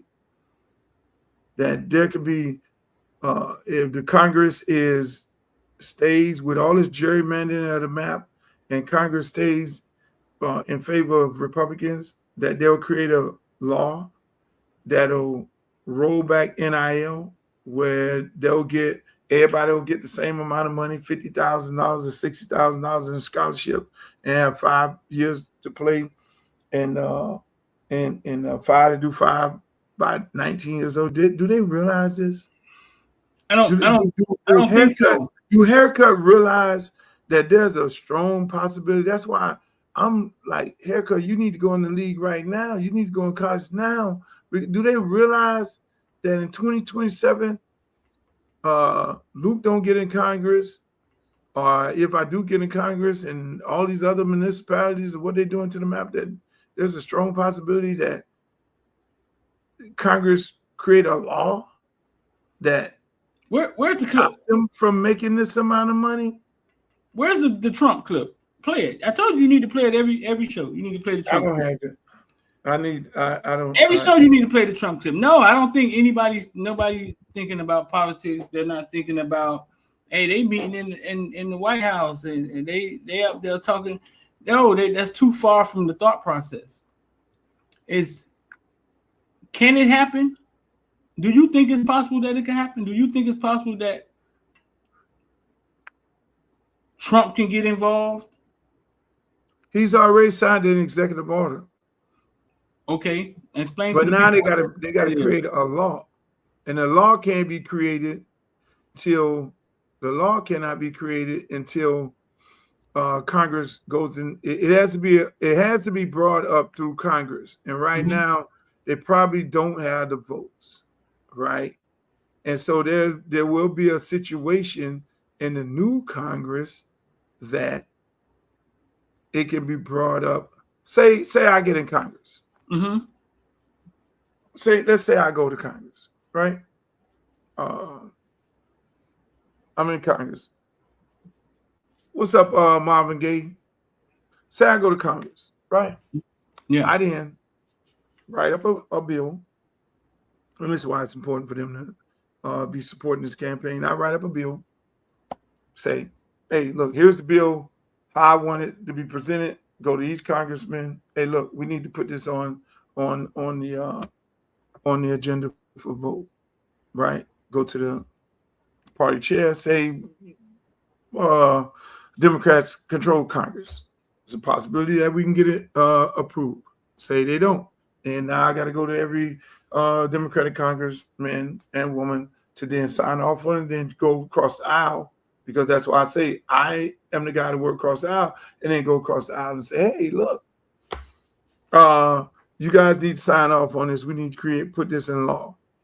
I'm pretty sure they will have something to add in there to try and support the Nick Sabans of the world and the conferences of the world and all that. It'll be a serious issue. But if everybody goes and they vote and we flip the House in this midterm, then it will be a lot easier for me to create a bill in support of these athletes versus we don't flip the House.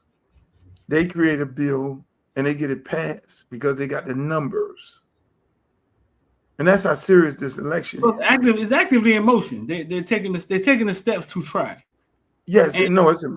Oh, it's gonna be this going down the next session. Because the next session, the people who are elected in the next session will be there for 2 years. And then I don't think that's the thought process of any kid out there that's backpedaling right now and taking visits. That one day that this thing because they didn't pay the kids. What people don't understand, the college football did not pay the kids. It's not like they start paying the kids and then they're gonna have to stop paying them. What they said was, we'll allow you to go find money. NIL, name, image, and likeness, sponsorships like tennis, like golf, right? So don't think that it's some checks getting printed up at Texas A&M for a kid that's coming from the school. That's not what they did. All they did was loosen the reins a little bit and was like, man, go find money. And then the value of these kids came to the forefront.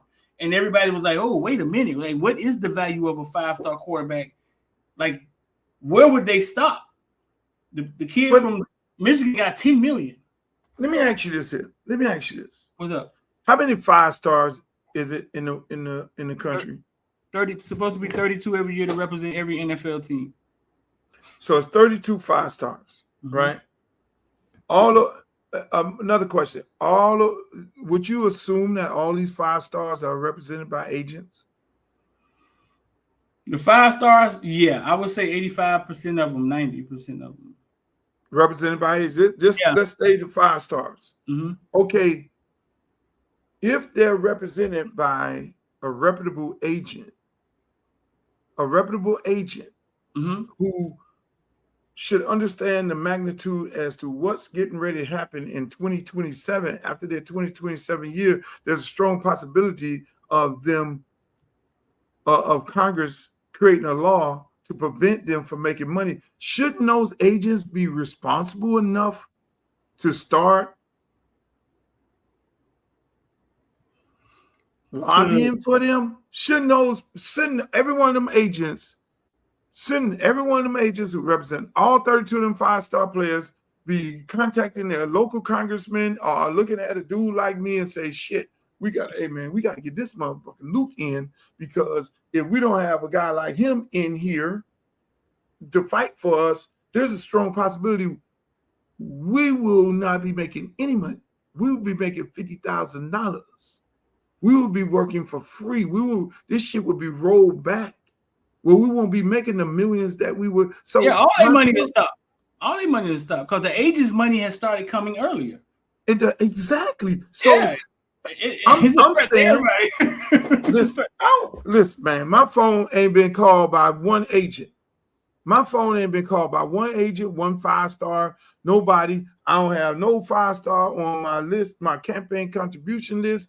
Listen. You're playing Russian roulette. Hey, listen, if I'm a 5-star right now, I'm looking for Uncle Luke right now. Hey, man, what we could do? Everybody in my family finna get $3,500. Fuck that. If I'm doing that, hey, look, the agent calling the other agent, every agent who represents a player should be on the phone. Hey, man, we gotta get this man in Congress, because if this man don't go to Congress, we getting ready to lose our ass now, and we get ready to lose in the future.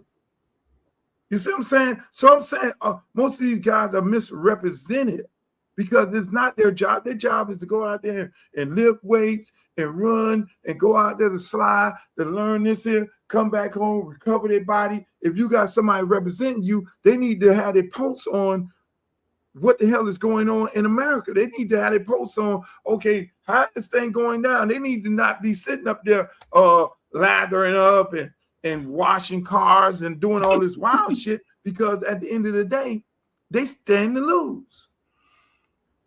Yeah, all their money. The agents first start the NIL money wasn't big. They didn't really chase it, but once the money started becoming higher and higher and higher, they all jumped in and was like, "Hey, listen, bro, you make a couple $1,000 off these kids now in college." But Harold Bailey say, Uncle Luke, what's the real reason they want to make a law for NIL? Like, why do they care so much? Give me your theory on that. My theory, you don't have to take it from me. You could just go to TikTok and go to Google and read all the articles as to the argument that Nick Saban, the conferences, the NCAA has been making to the arguments that they've been making, that NIL is out of control. They're paying the players too much money. They shouldn't be getting paid this amount of money. There should be a universal amount of money given to all players. Whether it's $50,000 and everybody should be getting the same amount, and everybody shouldn't be able to be transferring. You should only transfer one time. It's the conference. It's because hey, they have an old player thing that they're addressing. They can address that, but then on top of it, they have the other part of it is now they have the University of Miami doing something they didn't expect the University of Miami doing. This is all based around University of Miami. This is all based around Mario Cristobal. Them not expecting them to have the bag that they have to be able to go and buy all the players that they're buying and out compete these teams. They did not expect this. This was not in the cards. They don't like I that. mean, this is a league, the ACC, they get the least amount of money. They get the third amount of money from TV deals from the Big Ten and the SEC. They right down there, down to the bottom feeders. They got, you talking about a private school. They don't have 100,000 people in the stands, nor will they have a team in the ACC to draw 100,000 people. So they look at the economics of it all and felt like it was getting ready to go into a two-tier league with the Big Ten and the SEC. Miami comes in, put a monkey wrench in the game, and start paying all the top players.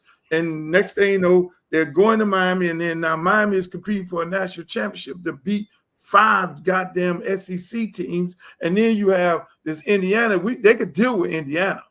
Indiana is going to be irrelevant after this year. They're going to be back to bottom feeders. Trust me, they'll be back over there with Ball State and Boston College and all of them. They will be back there. But then these upper echelon schools, so they're saying, okay, let's reverse it back, because SEC always controlled the NCAA. Right. Nick Saban, all in my opinion, always, those top schools always ratted on everybody else. That's why you never seen them brought up on sanctions. You saw Ole Miss being brought up on sanctions. That was the year they got Kondiche. And when Kondiche went over there, they was like, how the hell they can get the number 1 player in the world to go to the Ole Miss? It's got to be something wrong. And they investigated them people, and they gave them coaches show causes, and some of them still living through that shit right now today. So teams that got top players, they got investigated by the NCAA because they shouldn't have went there. Same thing with Miami. How Miami getting all these players? How they winning? They fucking up the matrix, and we got to investigate them some kind of way because they should not be getting these type of players. And so that is the good old boy way of doing it, and they're trying to get back to that. Meanwhile, the Alabamas and all the rest of them of the world, in my opinion, were paying people, and then nobody was saying nothing about them. And they're trying to get back to that, Streeter. They're trying to get it back to the way it was. They're trying to run that shit back. The same way the United States government is trying to run that shit back, where before we had the right to vote. And if you keep sleeping, if people keep sleeping at the wheel, then they're gonna get this bitch back to where it's at. Don't take your ass out there to vote, make an excuse why not to vote. All of it is gonna unfold together, because this country is not designed around young black men, less long as old black men, young black men to walk into being multimillionaires. They don't design their school for that. They design these schools, let's keep it a buck. They design their schools for the black kids to be the entertainment, for them to be in the school, to be given a scholarship. You got a scholarship, you entertain our kids who are the paying kids of the universities. The same thing they got with the American Heritage and the St. Thomas in the world. They use the same model. Y'all, this is a white school. We're bringing these black kids in here to entertain our white student population, and that's what it is. And the same thing go to the college. You at Tennessee, all white people screaming and hollering for their black players, and y'all are there to entertain them. And that's what it is. And possibly have some white quarterback that all the girls, somebody on there, which is DEI. You should have heard my argument about DEI earlier, but I can't go back into it because I got to get off here. Entertainment. Their entertainment. We always have been. Yeah. Black people, they're entertainment. Mm-hmm.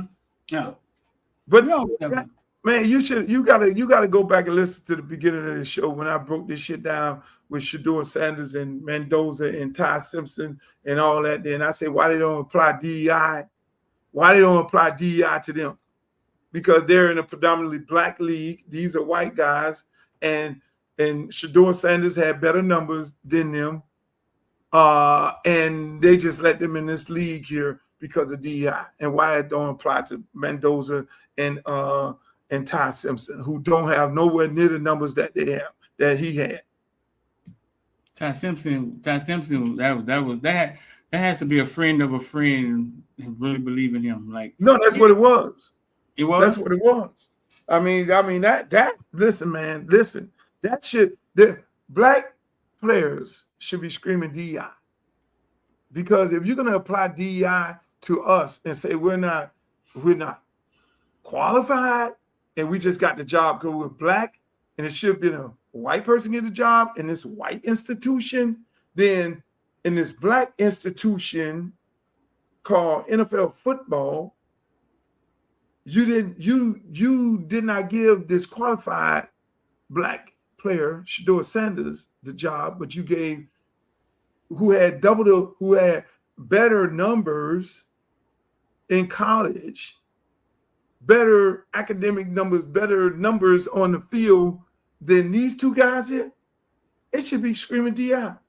The federal government should be taking any money that they're giving to the Raiders, and where did Ty Simpson go to?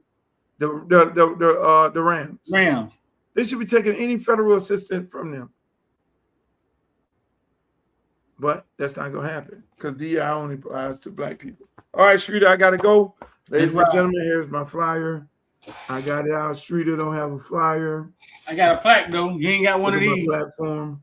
I'm going to keep throwing it in your face.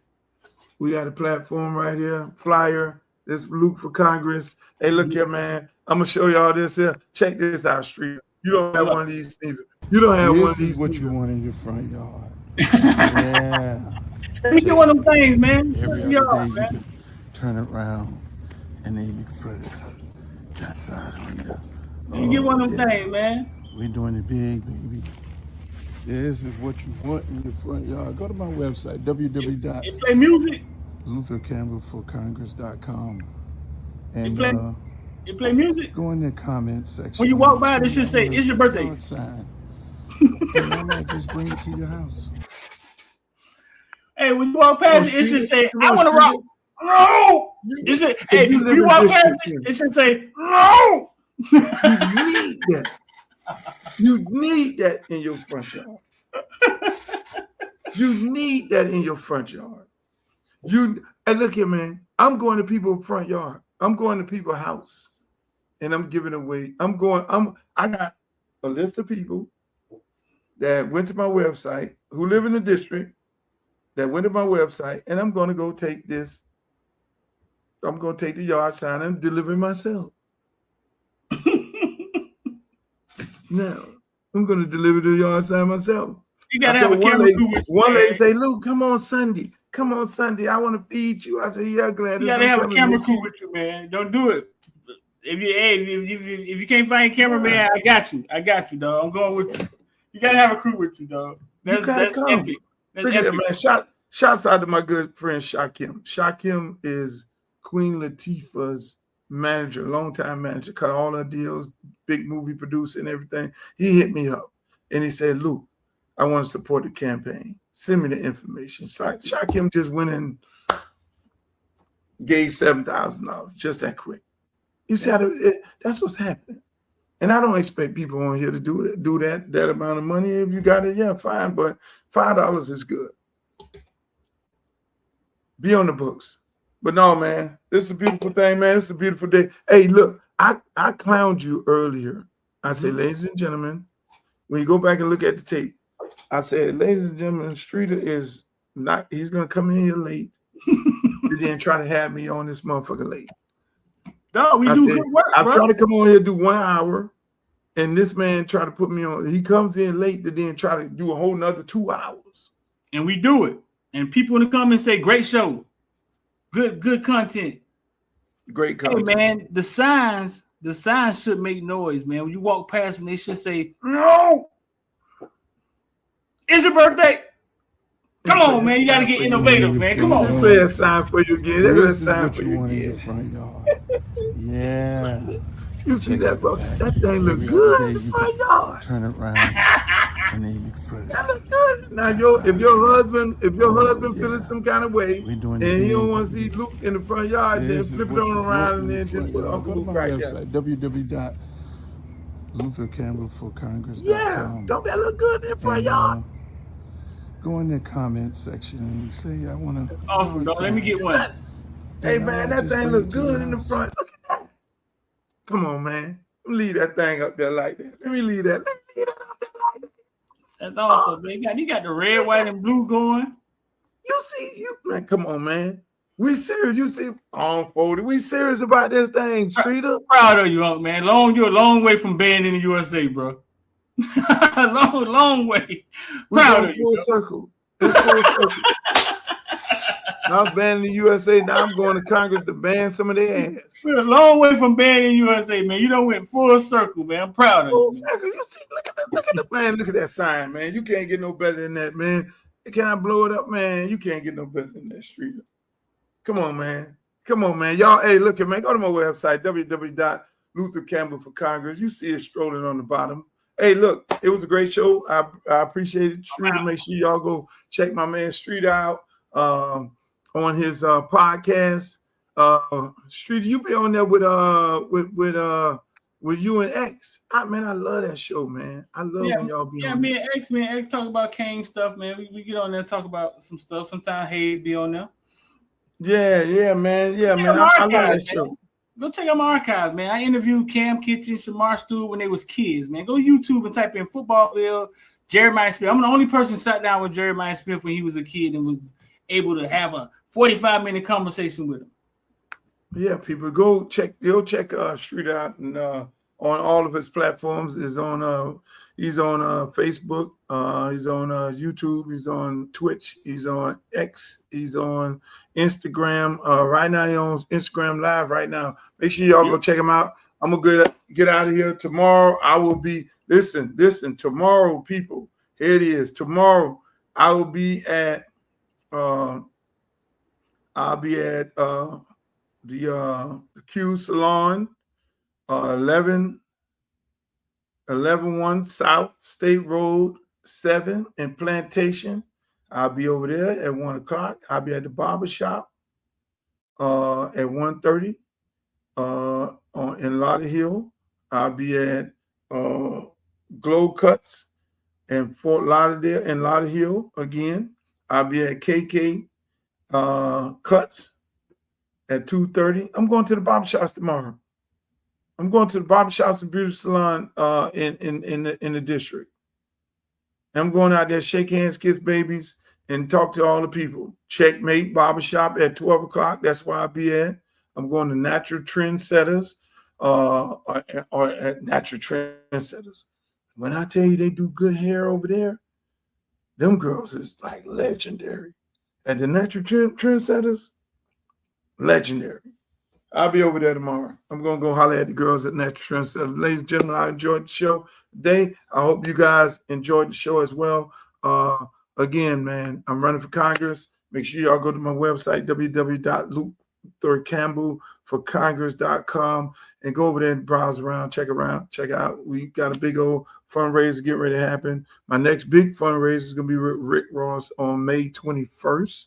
And then I'm going to have another big fundraiser on June 2nd in Atlanta with all the top Atlanta artists. And, you know, these fundraisers are a place where you can go network. Yeah, they do donations, but, you know, yesterday was great.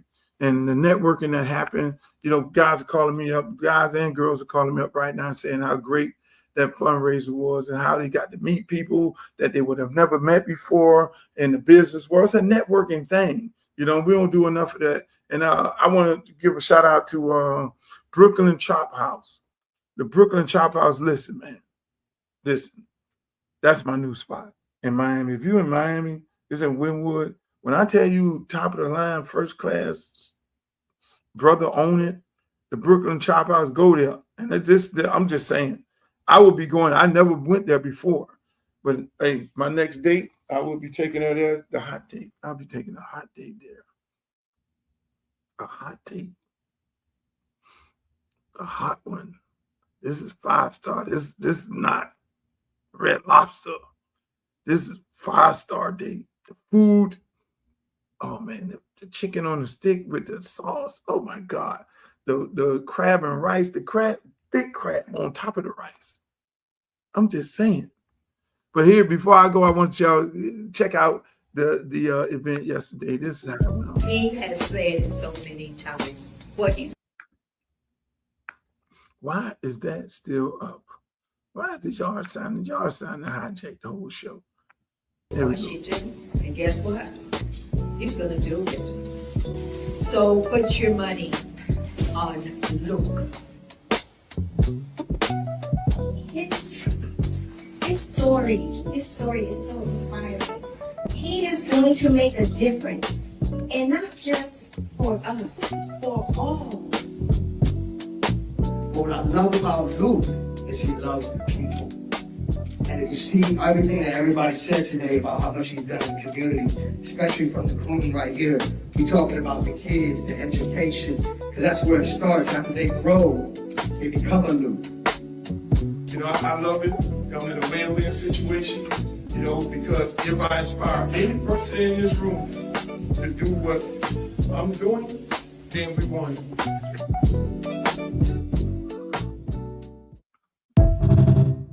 That's my show, ladies and gentlemen. Thank you for being here. I'll check you guys out on Monday. I might do a special edition over the weekend. Hey, Glow, how you doing, Glow? See you on TikTok tonight. Maybe we'll play the card game, the Clean Virgin. Adios, amigos, in the words of Walter Cronkite, the great reporter. May the good news this weekend be yours. Where is he? Uncle Lke! Where is he? Uncle Lke! Where is he? Uncle Lke! Where is he? Uncle Lke! Make some motherfucking noise! Uncle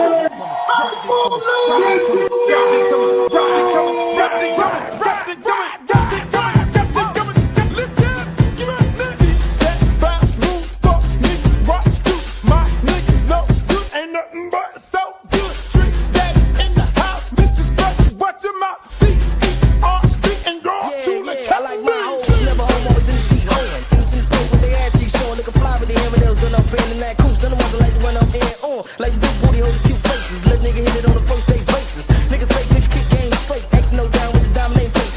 On the path to sex with diamonds glaring. Keep a nigga staring when you're wearing down a Karen. Or skipping shit to keep a nigga looking at you. In the bunk says you can show off your tattoo. Even if you're a max true player,